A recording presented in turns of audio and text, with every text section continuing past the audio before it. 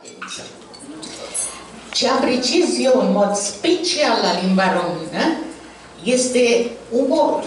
Umorul nostru românesc, care foarte rar poate fi duplicat. Și în ultima vreme am descoperit epigramele. Și vreau numai 2 epigrame de Păstorel Teodoreanu, să vă spun, după aceea vă spun o poezie dacă mai aveți răbdare.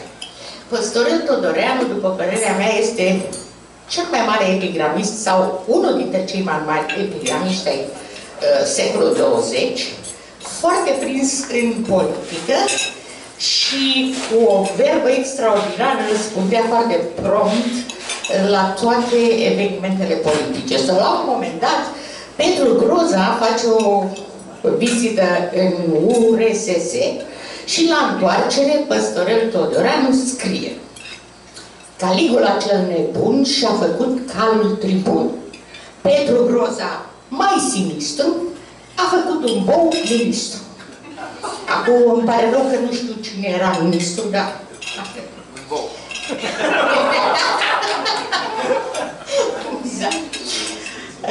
De asemenea, Păstorel era foarte cunoscut ca fiind un mare bețiv.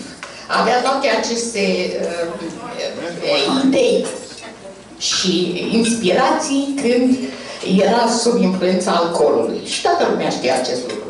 Ultimele sale zile, din păcate, și le-a petrecut într-un sanatoriu din dealul Filaret, așezat pe șoseaua Vilă. Și fiind în sanatoriu în ultimele sale zile, a scris ceea ce se pare că a fost ultima sa epigramă, care sună așa: Culmea ironiilor și râsul copiilor, să pun stop beților pe șoseaua Viilor.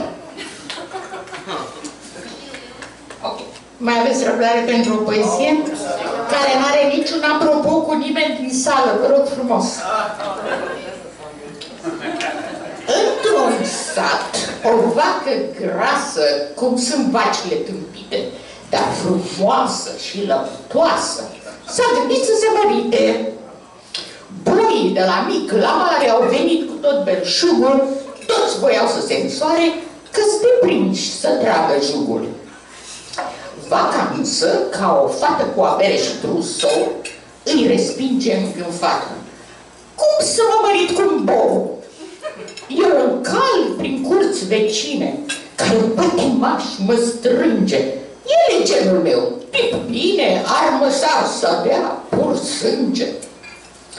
Vaca, tot făcându-i curte, își atinse idealul, după tentative scurte, s-a căsătorit cu calul. Ah, ce șansă pe mireasă, comenta în pom o cioară. El, aristocrat de rasă, ia o viață piel de vară. Dar curând, ce tragedie! Vaca se certă cu calul, până departe în deal la vie s-auzea întreg scandalul. În zadar, când stingea lampa, vaca în fiecare noapte se plimba, făcând pe vampa cu ispiterei de lapte.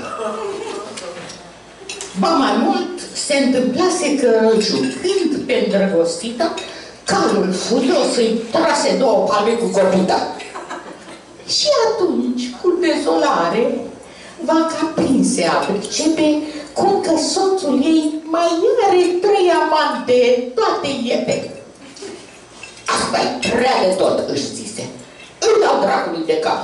Și într-o seară părăsise domiciliul conjugal.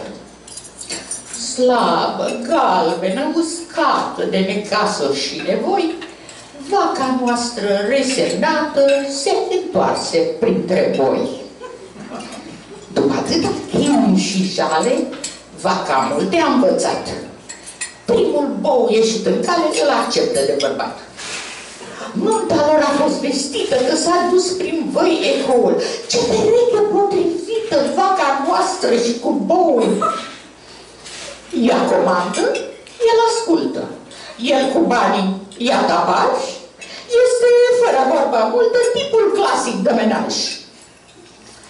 Totuși vaca ne șoptește un măgar, că așa e măgarul. Prin păduri mai zăbovește uneori cu armăsarul. Dar eu cred că e calomnie, băgăria, cine o spune. Totul e că în căsnicie treaba merge de minune.